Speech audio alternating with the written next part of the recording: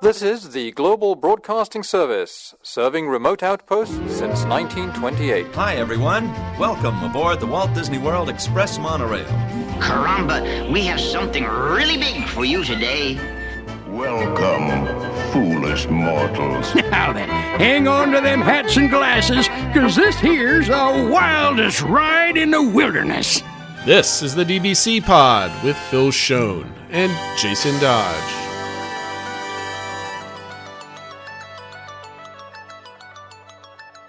Hey everybody, welcome to this week's pod. This is a show for the week of October 24th, 2022. This week we focus on how Disney can make the firework viewing better. This week's Our Takes, under overrated, Walt Disney World e-ticket attractions. And we might have some disagreement on what an e-ticket actually is. We're going to figure that out.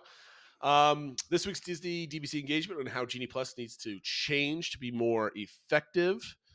And everything's kind of rooted into pricing as it usually is. That's a topic that's all over the internet now. But first, we're going to talk about what's going on in our Disney World with some big Disney news. I'm sure everybody's talking about this, and it's kind of blended into this today's topic as well, with a little bit of a rant, which might make it to TikTok. I don't know. So what is everybody talking about, Phil? Yeah, so this news that came out is something that everyone's been waiting for, especially people who watch the Disney Comeback Index. But we've been waiting for the announcement of the return of Fantasmic at Disney's Hollywood Studios at Walt Disney World. Yes. Obviously, had been back at Disneyland for a little bit, was holding out at Walt Disney World, but it will be back officially on November 3rd. It's only a couple weeks away from now. First few days, they'll have 2 shows a day. People are kind of wondering if they would do 1 show or 2. They're only doing 2 shows for the first couple days and then back to 1 show. But a lot of the focus is on some of the information they shared about changes to the show. Disney had previously said they were taking out the existing Pocahontas scene, and what they are adding now is what they're calling a hero sequence that'll have, and I'll just read the quote rather than making up my own terms, but a high-energy Aladdin chase with stunts never before seen on the stage, a powerful scene with Elsa set to the song Show Yourself that is sure to thaw most frozen hearts, and stirring moments with Pocahontas, Mulan, and Moana.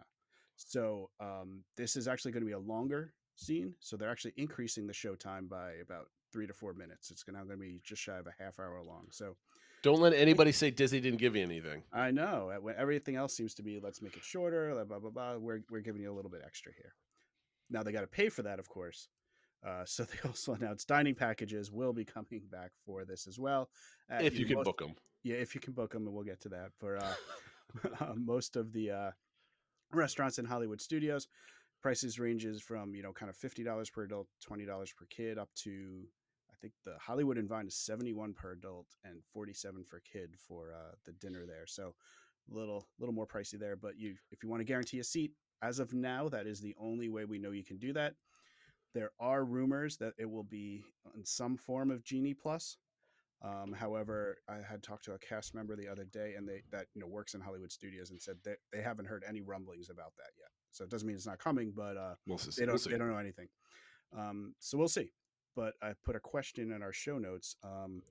For your December trip, and obviously mine, is going to see Fantasmic a priority for you? It's definitely a priority for me. Like, I want to see this, and I'm just anxious on booking dining for it, because that's going to guarantee me a seat. Just like the Candlelight Processional, I wanted to make sure we had good viewing for it. We're not kind of standing around, kind of looking in. So we booked dining for it, and I woke up to get dining, and I managed to get my seating on the rebound at the 10-minute mark when something kind of failed. I got exactly what I wanted, and I'm terrified if Fantasmic, I'm going to be able to see Fantasmic, because Fantasmic is probably more popular to the general population than the Candlelight Processional. Mm-hmm. And I think that's just one thing people are going to book automatically. And there's not many places for dining packages inside Hollywood Studios. So it's right. Very it's not like Epcot where even though for Candlelight Processional, they're not using all the locations, but there are, a million places to eat in Epcot, not so at Hollywood Studios. Is it priority for you? Is this what you're going to be doing? It absolutely is. I mean, kind of the understanding that it would be back for our trip is one of the reasons we added hoppers to our ticket, was to see Fantasmic. So I'm a little anxious to see what they do. We don't necessarily want to plan another big dinner when we don't have, kind of limited time there. So I'm really wondering what they're going to do as far as Genie Plus, or if we're just going to have to line up Yeah. Half hour, whatever ahead of time. This, I believe, including standing room only, it fits over 9,000 people in the stadium. So it's a good sized stadium, but obviously that's more, that's not as many people that will be in the park that day. So we'll figure out, how it works with Genie Plus. Hopefully I'll be able to kind of stack that one for later in the day. And then we'll see. I know Len Testa said his speculation is that it will be a Genie Plus, but it won't lock you in for 2 hours or anything like that. It'll kind of be like a bonus Genie Plus, for lack of a better word, but at least obviously We'll have to pay see. for Genie Plus to get it. But I mean, we shall see. the thing is, we're going to be booking the dining plan. Excuse me, the dining packages open on the 26th. We're recording this on the 24th, so that's going to be my first go. And I suggest anybody that's planning on going to be there and wanting it, book a dining package, even if you are going to cancel it, type of thing. Get yourself in. If you're definitely not going to be eating, don't book a dining package. But like, if it's something that you're considering, do it for sure. Yeah. Because with the way the parks are, I think people are going to be flooding these parks, the Hollywood studios, I should say, to see the new show, right? Because everybody's been flooding everywhere else, and this is the new offering, so it's going to be busy. I think, especially since there is no other show at the end of the night like there used to be, where it kind of split attendance. Yeah, as far as we've seen, the schedule does not include the animation projection show or anything like that. So unless that gets changed and added in, this would be the only show that night. And just one detail to mention, that the dining packages are coming back, as Jason mentioned. You can start booking them on October 26th, but they're only starting on shows starting November 30th. So the first kind of 3 to 4 weeks of shows won't have the dining package. So if you're going for most of November, you'll just have to line up. Godspeed. Speaking of things announced to be reopening, and mentioning about Epcot, places to eat there, it was announced that Akershus Royal Banquet Hall at the Norway Pavilion will be reopening on November 4th. Right now, they're only going to be doing dinner there. If you look for search for times, the earliest thing I believe is around 4:15. Mm-hmm. And they also announced that it'll be a family style service for people who have eaten there before. There was sort of like your appetizer was like a buffet type salad bar, and then you got to pick an entree. Now it's going to be sort of family style, where they give you like kind of little portions of everything on a big plate, and you kind of take what you want and can order more of what you want and that sort of thing. So in some ways it's good. You get to try the different type of Norwegian food. Obviously, with that setup, it is a prefix cost. The starting point is $63 for adults, $41 for kids. They did also announce that it will be part of the candlelight processional, again, if you can get one. But that compare that's $79 for adults, $51 for children. So for adults, you're paying $16 for your seat at candlelight processional just to see that. So I know, Jason, you had some experiences trying to book this. Yeah, so I'm not against ways to get reservations and ADRs, your shadow reservation trick, that type of thing. That's just tricks to help you and your family out to get them. However, what's happening is these reservations are just gone, right? So I woke up at 6:00 this morning. I stayed up to midnight last night thinking maybe it's a restaurant open, so therefore they might just release them at midnight. They did not do that. I woke up at 6:00 in the morning, and for the first 10 minutes, it was not available on the website. The button to check availability was not there. I stepped out to grab some coffee, check out a couple things, and then at 6:20, all of a sudden things were available to book, and everything was gone. Now, I don't know. Some people were saying that the reservations were being slowly filtered into the system, or there was some error. Who knows what was actually happening? I did manage to find a reservation for 5 at one point, but by the time I clicked it and entered my password, because obviously when I went to go do something, I had to sign in again. So yeah, thank you, Disney IT, and it was gone. So these were incredibly, and I checked parties of 2. I mean, I'm obviously I was looking for a booking for 5, so I was checking parties of 2, 4, 6, 8, singles.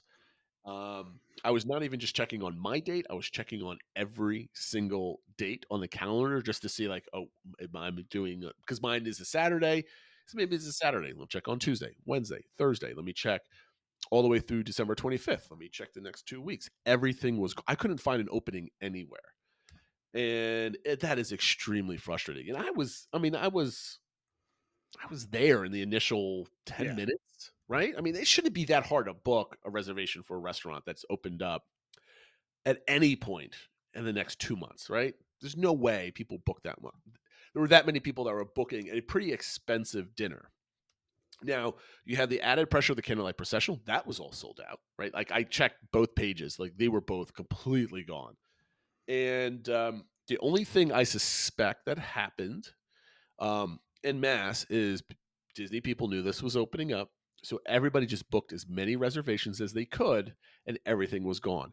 And I know for a fact, we talked about this before, there are Facebooks out there that were the trade reservations. And I got a DM on Discord, and I won't name the person who said it. And I know they're listening to this podcast. I don't know if they wanted to be anonymous or not, but I'm going to respect it. They said that I had somebody was offering me an Akershus reservation for another reservation I had that I didn't need anymore, and I was going to cancel, but he kind of saw the option there to do that. And I'm like, you know what? Not only do you have Facebook people doing this, you have all the major travel agencies probably booking these things. And not only the major travel agencies, you have like the individual travel agents that are out there that have like own their own little Disney vacation agency, I guess, where they have like, I don't know, 10 to 20 clients in their neighborhood type of people booking these things. And the average person cannot get a reservation. Even somebody as savvy as I am, waking up at 6 o'clock in the morning to nab one. And I was not working for a specific time. I'm like, any time during that day, sign me up. I would have eaten dinner at 4 o'clock. I would have eaten dinner at 7:30. I didn't really care. And it's just reservation hoarding. And I think if there's something unethical about that is, I mean, if you want to book, like, if you can get, like, for me, for example, I booked a reservation on one day for Crystal Palace, and I booked another one for the other day. I didn't know which day I wanted to go. A week later, I released one of them that I canceled one reservation. And that was only because of scheduling. There's people out there that are booking one for every single day and using them as currency. And I think that's unethical. Yeah, I think it's definitely something where there's that gray line, and obviously it was magnified with this. They're only doing dinner, so there's only so many seating. Yep. There's only so many character meals. Even at Cinderella's royal table, you only meet Cinderella, so this is like the only place to meet a bunch of princesses. So it's going to be in demand, and people can either trade them for things or sell them. There's going to be people that are going to have that, and I'll sell you mine. And that's, I think, where it gets a little dicey. If it's just one person, like, hey, I got this, I thought I was going to use it, can you use it? Oh, great, let's trade, or let's, you can have my reservation. I think that's fine. When people are taking all the time and trying to get money or something like that out of it, it gets a little dicey. And you mentioned in the show notes, I listened to the show today on the Disney Dish with Len Testa. They mentioned previous solutions to this problem, but they announced one other. Not didn't announce, but they had another idea. They were kind of armchair imagineering this a little bit. So the reason why people, if you didn't know this, the reason why people hoard reservations because you can trade them. You can't actually give somebody a reservation, but you pick a time in the day, probably at like midnight later in the day when most people aren't searching for openings, and you get on a chat, get on the phone, something like that, and says, okay, I am dropping this reservation right now. Somebody refreshes it, picks it up, and they get it, right? That's just exchanges it. Because the system's reliable enough that as soon as you cancel a reservation, it immediately goes back into the system. Somebody suggested is, why don't you randomize when it goes back into the basket of open reservations? So when you cancel it, it goes back into open for anybody to pick up 5 minutes to 60 minutes after you hit the cancel button. So there's no like automatic trading. And honestly, I think that's the best solution. I mean, the other solution that they were mentioning weeks ago was you have to put a $25 deposit down to secure the reservation. Some other people thought of other ideas, like it has to be tied to a reservation, an actual park reservation. It has to be tied to a hotel stay. It has to be tied to something. And beyond just your My Disney Experience account. Right, exactly. And then another thought was that if your account is flagged for canceling too many reservations within a certain window, you can't make any more reservations. And they already do that with park reservations. If you cancel too many times, you kind of get black flagged for. Yeah, they do that specifically at Disneyland, where I think you get 3 in a 3-month period or something like that. That if you don't show up for, you get flagged, and then you can't make any more. Yeah, for sure. So I mean, I really, really dislike this. I really wanted to bring my daughter to a princess meal. I've never had this problem with ADRs ever at Disney. Sure, back in the day, like Be Our Guest lunch was a hot ticket item. That was always hard to get. And I understand that. I was able to eventually get it with patience. Cinderella's Royal Table was almost never fully booked. There was always like the 3 o'clock or 8 o'clock slot that no one really wants, always available. So if you really wanted to go, there was an opportunity. What you can do is you can always walk up to the restaurant in the middle of the day or when it opens and say, hey, do you have any openings? That type of thing. You check constantly the week before you go down, the day of, the day before. That type of thing. Once that 12-hour mark for cancellations kind of hits, people are getting ready to dump their reservations if they really don't want to go. So I mean, there's ways to do it. But man, was it disappointing that I couldn't just book. I was expecting to maybe like get like a really late, booking or something else like that. But no, there was absolutely nothing. Yeah. And there's nothing we could do about it other than keep at it. Yeah, just keep at it. Like you said, the week leading up to it, especially the day before, people tend to cancel. You can obviously use the dining finding tools, whether it's at touring plans or other places. That'll kind of use their software to ping it and kind of text you and notify it. So hopefully something will come up for you. You still got a month I'm and a half or spamming it all whatever, day. but yeah. So another thing that I did was I on the website, it's really easy to do where there's a new window up and you could just kind of select a different restaurant, select different times, select different amount of guests, really easy with clicks. On the mobile app, it's a little bit difficult. You have to go through the process each time of selecting everything.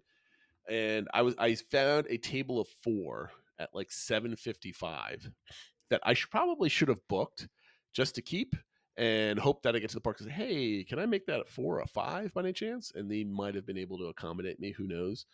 But it was at a bad time also. So that was the time we wanted to get seating for like Harmonious and stuff like that. So 8 o'clock is kind of pushing it at that time. But again, I don't want to belabor the point because there's really not much backing up my rant. And It's just Disney frustration, and yeah, Disney should really do something about it. I mean, they do it for some experiences. They do it for other restaurants.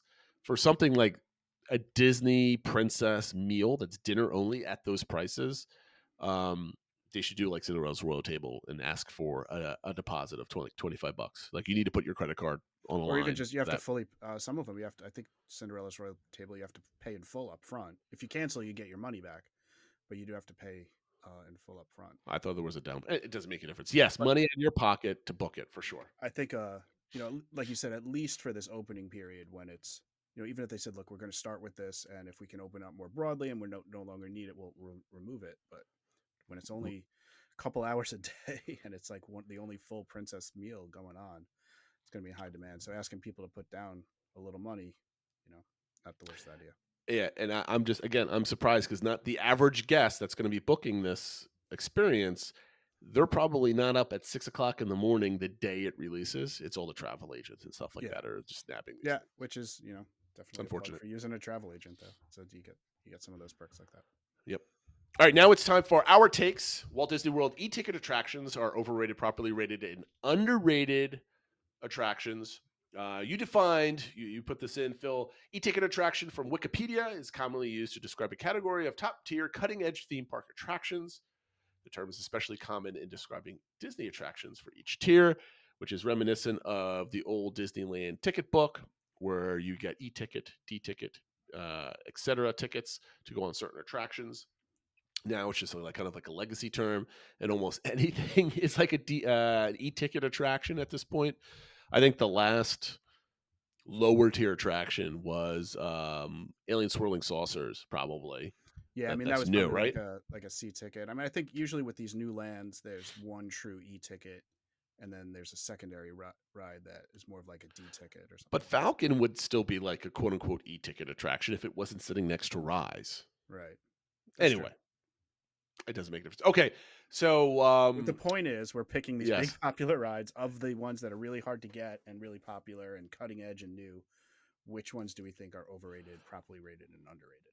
And Phil, I liked the format last week. I'm going to go overrated. You're going to go overrated, and then we'll go back and forth. Sounds good. All right, so this week, my most overrated e-ticket attraction at Walt Disney World is Rise of the Resistance. Last week, I got roasted online for picking the Polynesian. This week, I'm picking Rise of the Resistance. It is a phenomenal ride. Don't get me wrong, all the e-ticket attractions at Walt Disney World are fantastic. I think this one is overrated only because it's a crapshoot if you can actually get on it. Right, it's constantly down. The experience itself is very difficult for repeatability in my view, and it's also tied to one of the biggest not failures, but least enjoyed property in the Star Wars saga, right? I think something either from the original trilogy or the Clone Wars would have gotten more reception. That's a conversation for another time. And outside of the trackless vehicle, which is now more and more common at Disney World with all their new rides, I think it's just a really good Star Wars ride, but I don't think it's like the best on property anymore, in my opinion. It's still phenomenal, but I think it doesn't garner the 4 hour wait Right. versus everything else. And I'm going to measure overrated by how popular attraction is. Is it worth a 240-minute wait, 120-minute wait? And I'm going to say no. So Rise of the Resistance is my most overrated e-ticket attraction at Walt Disney World. What about you, Phil? What is your most overrated? So the ticket first one I attraction? come to mind that is overrated, and I kind of preface this: if we consider it an e-ticket, which I know some people do, some people it's like their favorite ride, is Dinosaur over at Animal Kingdom. I Hmm. just think it's a terrible ride. It's I don't just think you're alone on that yeah, but I know observation, though. it's. I know other people feel that way, but I know a lot of other people that it's literally their favorite ride on property and stuff like that. It's like a must do. So uh, Okay. yeah, but if we're not going to count that one, I actually put Seven Dwarfs Mine Train as overrated, probably for some similar reasons that you said. I think just the line and how in Hmm. demand it can be, and when you factor in how short it is, it's a fun ride. I think it's a great first coaster, so I totally get why people want to go on it, especially if you haven't been on it yet and you have younger kids that maybe don't hit the height requirement for other things. It's a really fun coaster, but it's really short. The line is ridiculous.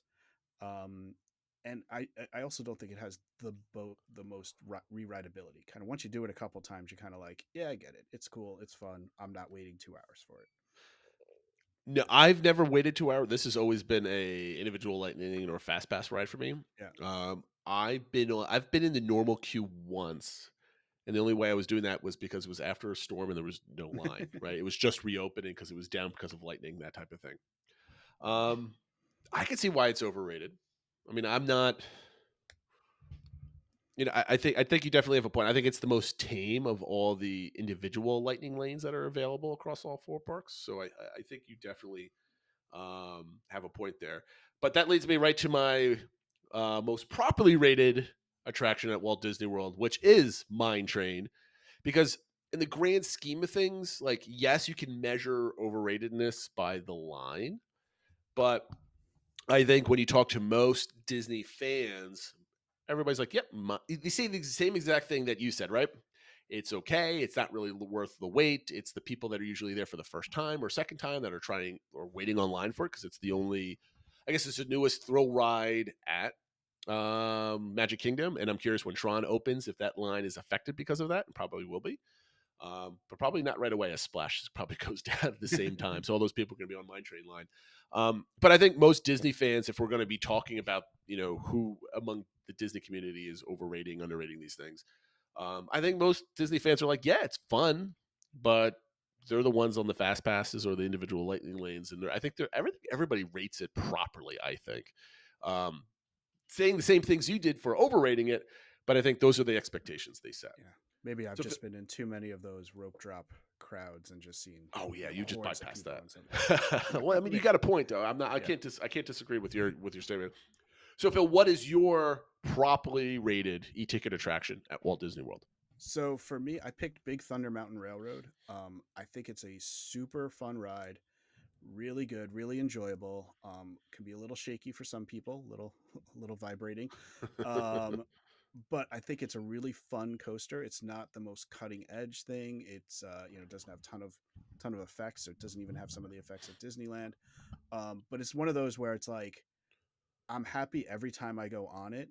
I don't necessarily plan my days or trips around going on it, but and I think that's how a lot of people view it. It's like we really would like to get on it, but I'm not.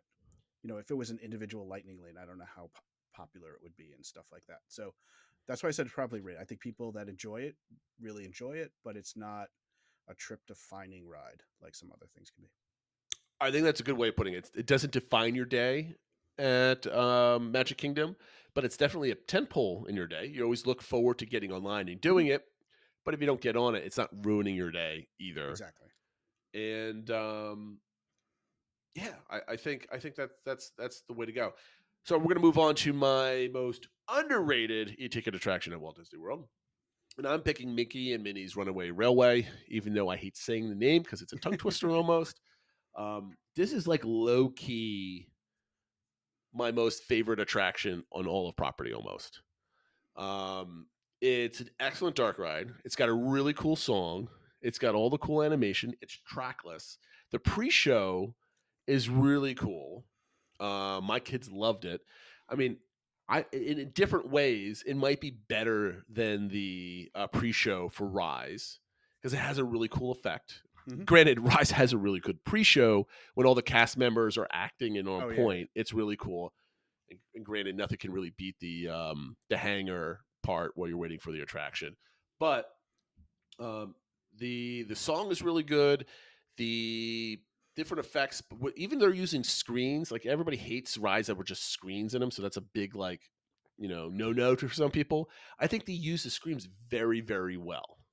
And you have some physical effects with the tornado, that type of thing. And there's always something different to see, depending on what car you get as you're kind of spinning around. So I really love this attraction. It just makes me happy. It's not thrill. It's not intense. It's not drama filled. It's just fun. And I think Disney World could use a lot more just simple, fun rides that are basically for everybody. You don't have to be running for something or from something everywhere, or you have to go down roller coasters, that type of thing. So I think this is really good, and it's in the same vein as the new dark rides like Remy coming to Epcot and stuff like that. So I dig it. So Phil, over to you. What is your most underrated e-ticket attraction? So the one I picked as underrated, some people might surprise people a little bit just because of the lines it still gets and the demand it gets, but to this day, it's not the latest ride there, but I think Flight of Passage is still underrated for the experience it provides. It's been interesting. Maybe it's just the experiences I've had, but I've felt the most transported on that ride than like anything else. Like there's been moments where I've just been fully immersed in what's going on and just the effects of the bench that you're riding, breathing, and you feel it going in and out, and how well it's done, and it's it has some great music in it, and it obviously builds off the franchise, but you don't need to know anything about Avatar to enjoy the ride and stuff. So I mean, maybe I'm being a little provocative by calling it underrated, but I just think sometimes I think it gets lost in the shuffle a little bit when everyone's talking about Rise and Tron and Guardians and stuff like that, and I think an argument could be made that Flight of Passage is still the best ride on property. I think we just found the title of our podcast this week: Flight of Passage, most underrated ride at Disney World. I mean, I have to totally disagree with you because nobody at Animal Kingdom, if Flight of Passage was not in that park, that'd be like the 10th most visited park in all of Orlando if Flight of Passage didn't exist. I think it could be properly rated because people give it as its due for respect. It draws people there. People don't rave about it like they used to, right? It could have been. I don't think you could always at any point overrate it because there's really no experience on property that really gets you so like transportive. You're going through the land. I think the Pandora is probably the best themed land on property. Galaxy's Edge is great, but nothing transports you with the smells, the sights, the music that Pandora does because it's so unique. And you're right that the ride is great. I just don't think you can underrate it. I don't think anybody's saying, I'll pass on Flight of Passage. I mean, if you're going to Animal Kingdom, I would say 90+% of people are going on that attraction, or they want to go and look at the line and go away, but that's their first thought Flight of Right. Passage when they're Animal Kingdom. So I don't know how you underrate it, but yeah, I guess maybe for people I who don't know. haven't experienced it or whatever, like it I think it'll exceed your expectations. So I don't know. I want to talk to those people. I want an interview. Okay, so those were our takes this week from Walt Disney World's e-ticket attractions. If you want to complain about them, please post in comments or on Twitter alike, and maybe share what your overrated and underrated e-ticket attractions are, and we can kind of poke fun at you or agree with you in all jest and fun, of course. That being said, Phil, why don't you tell them where they can find us on social media? We've got a lot Yeah. of new listeners and everything today this week. Yeah, so please follow along and comment. We love to interact with people on Twitter at the DBC Pod, and that is the same at the DBC Pod for Twitter, Instagram, Facebook, YouTube, TikTok, and our Discord channel. A couple quick updates. The Disney Comeback Index is up to 89.6 with the return of Mon Cher Paul, but we know Fantasmic carries a lot of weight, and that'll get us well past 90%. So that's been Big a time. benchmark that we've been trying to get to. So we'll have to have a little sound effect or something for next week when it when it hits it's over 90%. There you go. We want to welcome some new members. So the Discord, we welcome Princess Bree, who joined and has a trip coming up on November 11th. So it's very exciting for them. Oh, she's already coming on, and we're asking. She's asking for tips and opinions on where she's staying, and I just love that new engagement because the Discord server can get. I don't want to call it stale, but it's a lot of the same voices, right? Some of the old hats. We all hang around talking every single day. And granted, we talk about our trips every single day, and a lot of them are coming up in the next couple of months.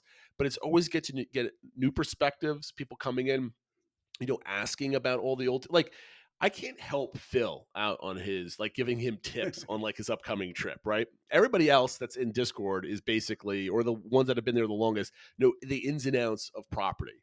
But it's always nice having, whether they're brand new to Disney World, or they've been a couple times, or they're novices, or they're journeymen, that type of thing, and asking for differences. I love helping people out with their Disney World trip, and it's always nice when we get new people coming in asking just kind of like simple questions, like, yes, there's an answer to this, but it's great, and I love it. Or and an I want to opinion, welcome her. like you said. Yeah, we've been given some opinions on where they're staying and stuff like that. So hopefully it's helping. Yes. But yeah, you want some new opinions, and we're not usually not shy about giving them. No, absolutely not. And also want to welcome some new subscribers on YouTube: Matt O, Paul and Gina's Adventures, TJ Eastman, and Indie Racing Nuts. So thanks to everybody for subscribing. Yep, and we appreciate any likes and subscribes that you hand us. Leave a comment on the videos; it helps the algorithm bring our content to others. And that leads us to our topic for the week: what can Disney do to make the firework viewing experience better? So, what's the background on this question, Phil? Yeah, so this came to me. One of the news stories. I didn't want to focus on it too much because we don't have the full story, but I'm sure everyone listening has seen various reports of different, arguments and fights that are breaking out at Walt Disney World. This was one that happened while people were waiting to see Enchantment. Full out, fight. Cops were involved and stuff like that. And I've had some negative experiences waiting to see Enchantment or Happily Ever After before that, where you're just smushed in there. You get there early, you save your spot, and then somebody comes up late in the game and gets right in front of you or puts a kid on their shoulders. I remember that happened to me once, and I even was like, "Hey, can you put your kid down? So we've been here. We want to see." They look around, just shrug. They don't care, and it gets frustrating. I've chosen not to escalate it, like apparently has happened a few times. But it just got me thinking: is there anything Disney can do to try to minimize this? Or is it just, this is the world we live in, and Disney's just going to cram as many people in there as they can and kind of just try to figure out some little tips about where to stay or do the dessert party or something? But are there other things? Because in other parks around the world, I've been to Hong Kong Disneyland, everybody behaved, everybody sat down to watch the fireworks. Like, it's like a pleasant experience. So is there something else Disney could do? And I threw out a few ideas, but I want to get your thoughts too, Jason. Yeah, first, like the overseas parks, they're very singular in culture, right? It's primarily, in Tokyo, it's primarily people from Japan and Tokyo. In Disney World, it's people from all over the world that are coming. So it's a big clash of different cultures and what's socially acceptable. I'm not giving excuses for anybody for starting fights and not being courteous to those around you. But tempers can flare, right? It's a lot more expensive to go to Disney World than any of the other parks because most of the other parks are primarily regional or local parks, right? Yep. It's also very, very hot most of the time. So people are tired, hot, and sweaty by the time these shows start. Everybody gets always disgruntled when they're in the crowd. You always see a lot of people, you see the people like yourself, you get a spot because you know how it's going to be. So you want to get your perfect spot. And then all of a sudden, people want to come in at the last minute and just kind of ruin your experience and expectation. So I get why people get angry and upset. And I applaud you for holding your temper and not escalating at any point. And it really is going to do you no good to do that. You can always be nice and polite. If somebody isn't going to do it, what is retaliating really going to solve you? So what can Disney do, right?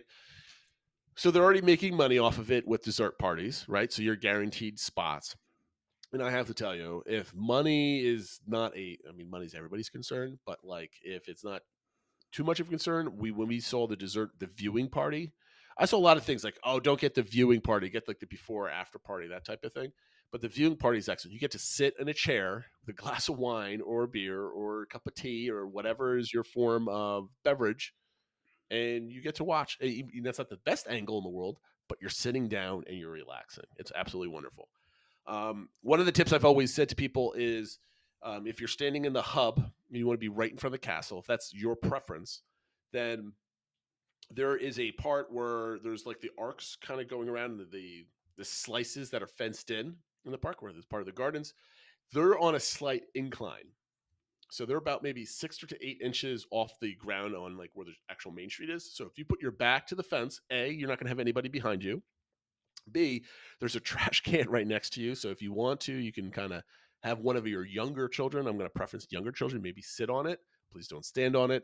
And this is mostly for like a 3 or 4 year old that wants to sit there and you don't want to hold them up the whole time.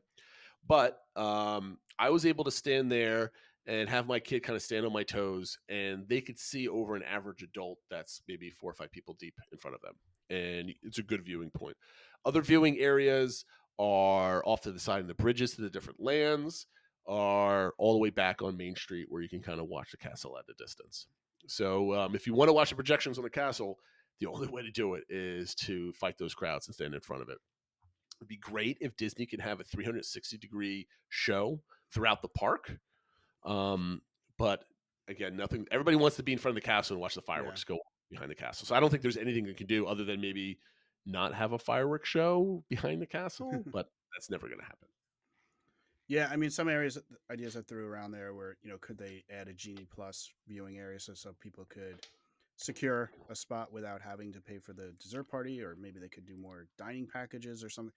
Just expand the areas that you can reserve a spot for. Obviously, maybe not make it $100 and something per person. Make like a viewing area somewhere on top of a building that you can go to that's $50 a person or something else like that, a little bit more affordable. Yeah, and at Disneyland they do have projections on things other than the castle, like they do it on the facade of It's a Small World. That's actually where we watched the fireworks when we went there. So I don't know if there's other areas they could do the projection. It's obviously not the I'm sure they same could as watching it on the castle, but at least it might get some people of like, hey, I've seen the show a couple times. This is a solid plan B. Could they run them more than once a night? That could help break up the crowds. That makes it worse. That was my experience over the summer. They did it twice in one night. They had 2 shows, and it makes the end of the night even more crowded because all the other parks all closed at the time. So everybody came to Magic Kingdom. Everybody on property came to Magic Kingdom because it was the only park that was open. It was open for an extra couple hours because I think it was closing at 11, and all the other parks were closing at 9. So of course everybody showed up. Yeah, it makes it worse. The only other day is, could they sort of rope off sections on your way down Main Street, and only so many people are allowed in each section? So this way, it's not quite as much of a mob, and you can like kind of, once you have your spot, okay, this section's closed, nobody else can come in here. We can kind of figure out where we're going to sit and kind of know where things are going to be. Obviously, that takes a lot more coordination. It's a lot of crowd control. At some point, they're going to run out of room, and they're going to have to tell people, sorry, no more room to watch the fireworks. But there's just too many people in the park for where the viewing area is, and it's just frustrating, I think, because that's the capper to the night, right? And so if you have a great day, but it ends with your kids crying because they can't see the fireworks or somebody's pushing them or something like that, it kind of really leaves a sour note. So I'd love Well, I to mean, see if like they could do something else, but I don't know. in for my wife in particular, she hates crowds, right? She doesn't want to be part of it, and that only made it exacerbated by the pandemic. And she doesn't want to be shoulder to shoulder with teams of people, right? It's teaming with people, not TEAMs. Anyway, um, so because she doesn't want to do the fireworks show, I always want to do it. I'm not always crowd adverse, but I still don't like them. So it ruins her day. She's anxious to get out of the park when it comes anywhere near fireworks. I'd rather spend more time in the park at the end of the night if we're all kind of not super tired and sweaty, disgusting type of thing. But she wants to get out, and I don't, and that causes friction in the day. And like you said, it's the capper, right? Like even if we are not watching the fireworks, I love walking around the park right before the fireworks because they play all different type of music to get ready for the show, and it's just a really pleasant experience being at the park at night. Um, Having two fireworks shows that actually let me take that back. If they have Harmonious, if they have Hollywood Studios with the show, and I don't know if they ever do something at Animal Kingdom again, but they all go on at the same times, then that'll spread to the crowds around. Not everybody's coming to Magic Kingdom. So maybe they do a fireworks show early at Magic Kingdom, and then they'll do another one at the same time. That's the key. It has to be within a half hour of the Epcot and Hollywood Studio show, because you cannot have everybody just say, I'm going to Magic Kingdom, unless they do actual crowd control and not let people into the parks once they hit a magic number.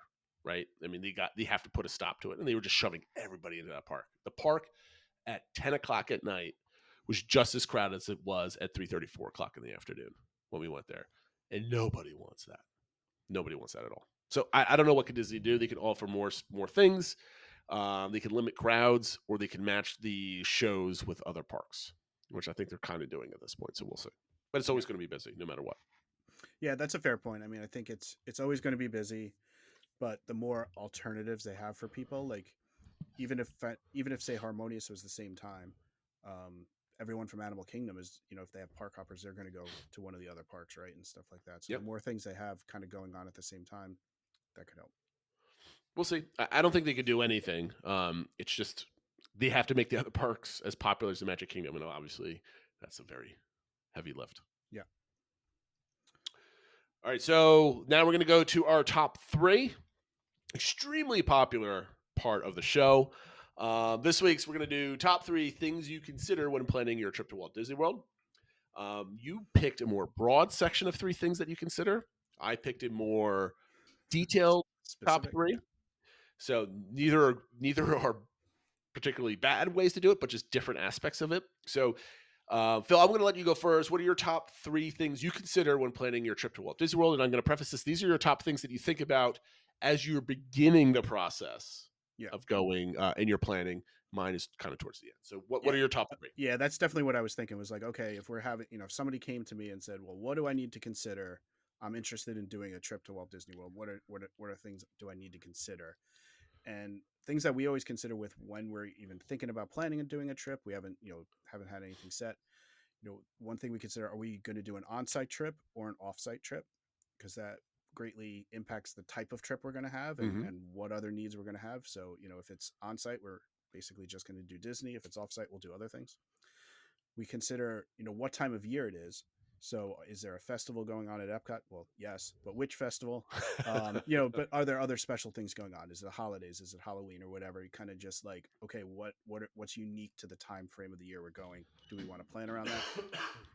And then once we get a little bit more kind of settled, one big thing for us that we always kind of plan our trip and our days around is the dining. So we think about, well, what are the dining things we want to accomplish at this trip? This one in December, doing one of the dining packages for Candlelight Processional was a priority. So that's what we did. The last trip we had, we really wanted to get into Space 220. So there's always a few dining things that we kind of earmark for our trip and kind of help plans our, what days are we going to be at what park? Because we have to be there. How are we going to fit that around and kind of fit other things around those important dining things? So those are the first 3 things that came to mind when we're kind of, planning out our trips a little earlier on in the process. So basically, I mean, that's spot on, right? You want to determine what time of the year you want to go down, and is there a particular reason why you want to go at that time of year? Not a lot of people have the freedom to go at any time during the year, so having a target 11 months out to kind of plan for that is always good. You want to plan when you're going, where you're going, where you're staying, and what you're eating. I mean, I think those are pretty basic concepts that on the surface, oh, it's very easy to decide that. That's simple.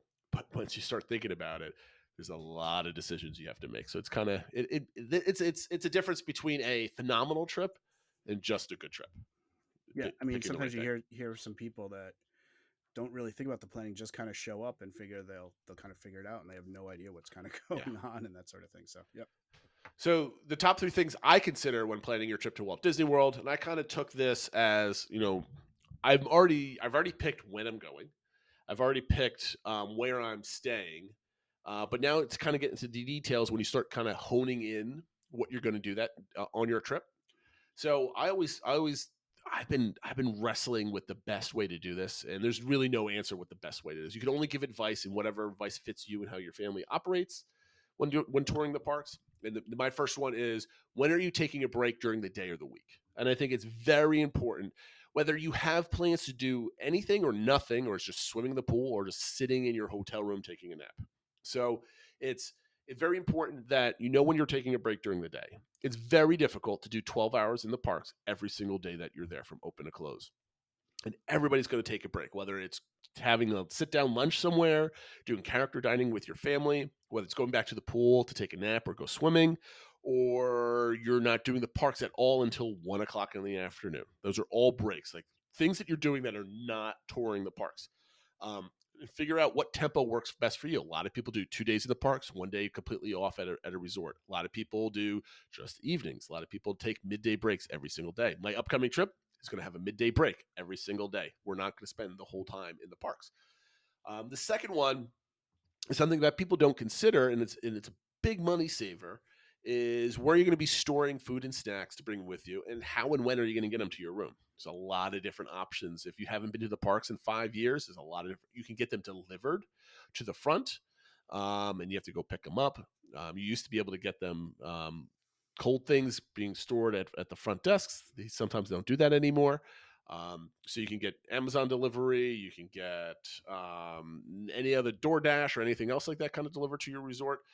You do have a mini fridge in your room, so know how much you can store in there.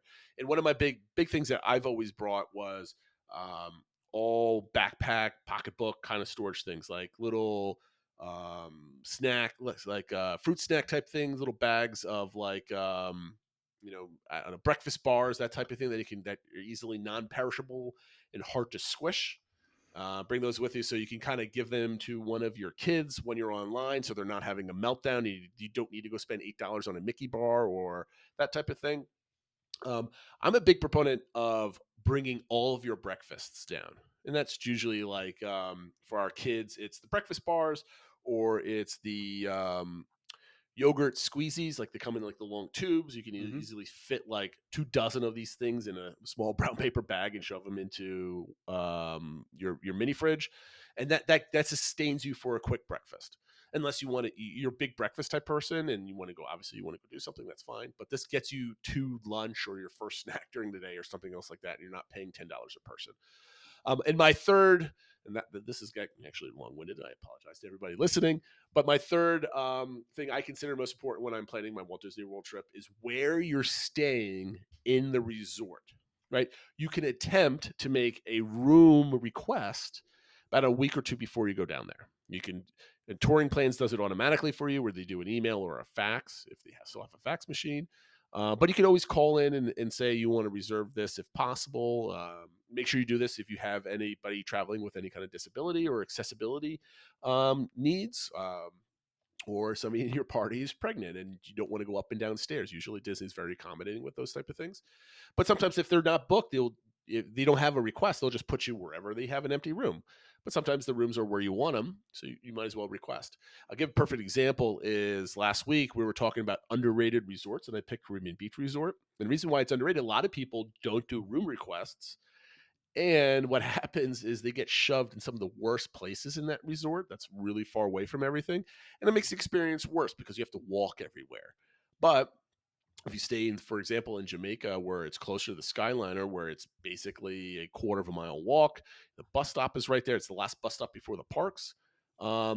It's easy access to everything. And it made the experience completely different than somebody that stayed across the river and off to the side where they have to walk miles to get everywhere, and it's really kind of out of the way. So that really could impact your stay at that resort if that's something that's important to you. So get that room request in and kind of roll the dice. But those are my top 3 things I consider: where I'm staying in the resort, what specific room or building, when I'm taking breaks, and what kind of food and snacks can I bring with me to kind of curtail the food bill for the overall trip. So, all right. Next, we're going to talk and finalize this podcast with the DVC engagement this week. Last week, we dropped it onto the community and asked, what does Genie Plus need to be more expensive to make it more exclusive and not overused? Do we need to increase the Genie Plus pricing even more? When we talked about the initial price increase, everybody's going nuts. It's $7 more. It went from $15 to $22 at Walt Disney World. Meanwhile, everybody else in the country's, line skipping service is at least $80 to $100 per person. So Disney's is still the cheapest in the country, but we're obviously used to free FastPass Plus. So, Phil, what is your opinion on this? Does it need to be more pricey? So I think that would be the easiest and probably the most short-term way to get fewer people to buy it. I mean, I think at the end of the day, that's one of the biggest challenges with the system is too many people are using it. If it was designed more for about 20% of the guests to use it, and in actuality, it's been closer to 50%. So, yeah, I mean, I'm thinking, especially as a family, and I got to multiply it by 5 as it creeps up in price. I'm going to use it less and less and less. So the price point I thought about is once it got to about $40, it'd be a little challenging because 40 times 5, that's $200 a day for my family to have this skip the line, which we could, we'll see how many we can get, but you're only, Disney advises you might only get 2 to 3 out of it, that adds up. It was just my wife and I, maybe we do more up to 50. And obviously the one good thing is you don't have to do it for your whole trip. So, maybe we do the $200 at Magic Kingdom, but that's it or whatever. But that was kind of the price point. Once I kind of hit like a $200 total for the day for me, it was a little, I don't know if I could do it. So I think I started answering this because I was excited about this last week, and I said, I got to stop. So I'm all for increasing it, right? Unfortunately, whenever I think about increasing Genie Plus and paying for it, I always think of Magic Kingdom. So I think they should increase it and have variable pricing per park, right? So today at Magic Kingdom, it costs this. At Epcot, it costs half of it, whatever it might be. Because at Magic Kingdom, if I could pay $200 to $300 for my family, but that either guarantees me every single ride at least once, or it guarantees me at least 50% of them.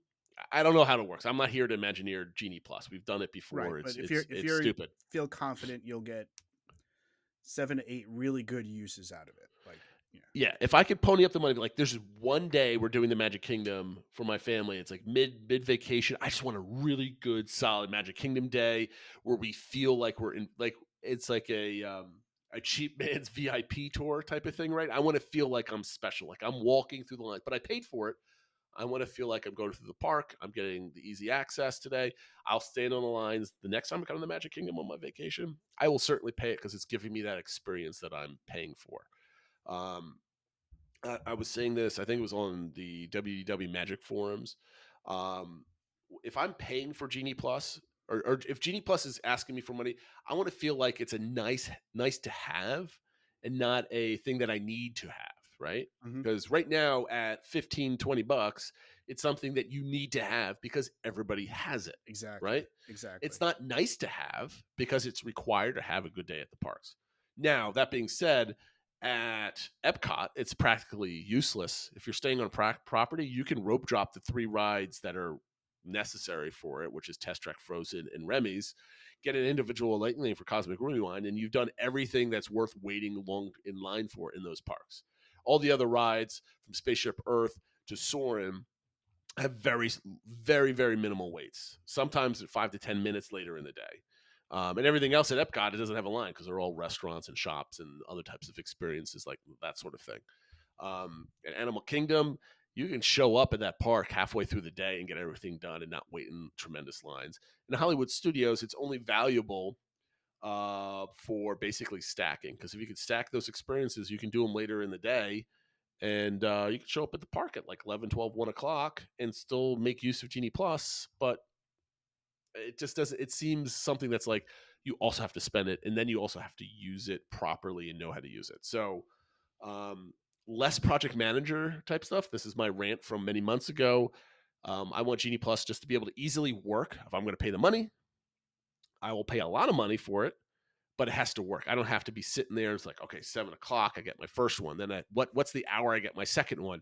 And what strategy do I use? I have to check my phone I don't want to do that. I just want to be like, oh, I want to go on Mickey and Minnie's Runaway Railway. You click the button and you're done because you figured that's what you want to do right now.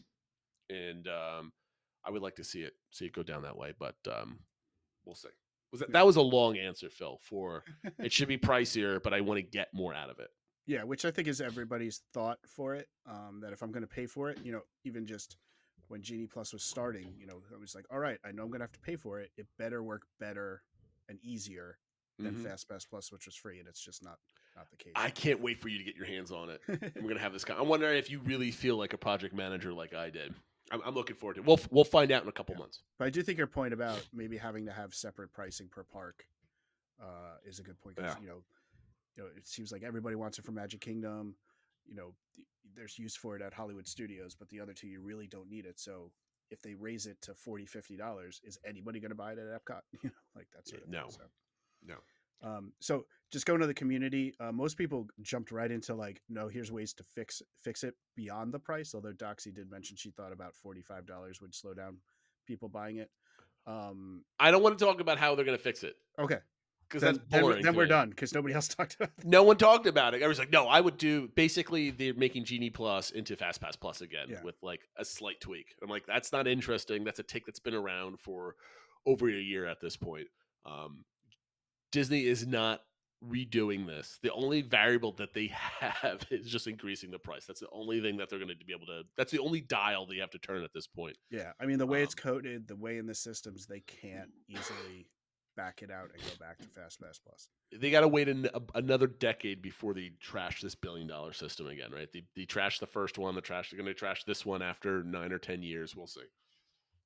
Oh, who knows? They're getting rid of all the barges, so maybe they'll just get rid of this in a year. I mean, maybe who they'll knows, think about right? it, but we'll see. I mean, I think the one thing, and that's what some people, actually, Teal Madden had the same idea, like both ways. One was get rid of ILLs, because that would add value to the Genie Plus. This way, you could justify more costs to it, and there's more kind of things to pick from. Or go the other way, ditch Genie Plus, and just have more ILLs. So I think a lot of people would be open to it. Like this, having two systems is kind of a pain in the tuchus. So that's one thing they could do, is just turn one of them off. But I guess we'll see. But I think the thing they're going to crank is just the price and see the impact it has over the I always thought they were going to go with like a on-demand system that's flexible pricing throughout the day. Like the more people that want Mine Train goes up in price until no one wants it anymore, and then it drops in price, right? And that way, like you can go in and get an individual lightning lane for teacups because it's $2 because no one wants it, but you want to spend $2 to beat a 5-minute line, right? Yeah. So, but they didn't go that way. And they were talking about I lost my train of thought. They were talking about something similar to this on the Disney Dish recently, how they would have done things, but it completely went out of my brain the way we were going with this. What are we talking about next week? What is this week's engagement topic? There was a rumor that the Play Pavilion at Epcot is now canceled. I want to stress it's only a rumor. It's still showing up on the maps and stuff like that, but obviously there hasn't really been a lot of updates on it. Everything they were planning for it is tied to IPs that are no longer super relevant. Just the kind of world we live in, where building something that's super high touch is maybe not the direction they want to go. So if it is canceled, the DBC engagement topic is, what would you put in its place? But obviously having to take into account its location. It's in Epcot, in World Discovery, in between Guardians and Mission Space and Test Track and stuff like that. So what would you do with that space if you were able to do, if it was up to you? Another armchair Imagineering topic, which I always love, right? Yep. So we'll talk about this next week. And I just remembered what I wanted to talk about when it comes to the show. The Disney Dish, what they were talking about in this week's episode was how Universal's 2 parks were number 2 and number 3 behind Magic Kingdom. We talked about this 1 or 2 weeks ago, and how Universal is, because they were talking about some surveys from Universal, and they're ramping up. They were speculating that they were ramping up. Universal's ramping up a huge marketing campaign to go after Disney. Disney's so complicated to plan; it's such a nightmare. It's like all these hassles. Sometimes you get turned away at the parks because the reservation system got screwed up, that type of thing. And Universal's about to say, "Once you basically come to us, we're so much easier to relax. Come actually have a vacation and not a second job," type of thing. And it's kind of. And their numbers are improving because of that. And I'm curious where this is going, especially with Epic Universe coming. I can't wait for 2027 so we can get the 2026 numbers, assuming Epic Universe is open on time in 2025. That's going to be an excellent conversation to have and see the shift in power. Because you could totally see having Magic Kingdom. I don't think Magic Kingdom's ever going to be surpassed as the number 1 park. But if all 3 Universal parks are 2, 3, and 4 and pushing down all the other ones, that's going to be an interesting space to be living in. But that's good. That's great for all of us fans out here, theme park fans, right? Absolutely. So we're looking forward to that. All right, guys, we are just hitting the hour mark, so we appreciate you guys listening and watching. Make sure you try to join us on Discord and join the conversations. Like and subscribe where you can. And if you don't mind, tell a family member or a friend about our podcast and spread the word. We always appreciate that. We'll talk to you guys next week. Have a good one, everybody. Take care.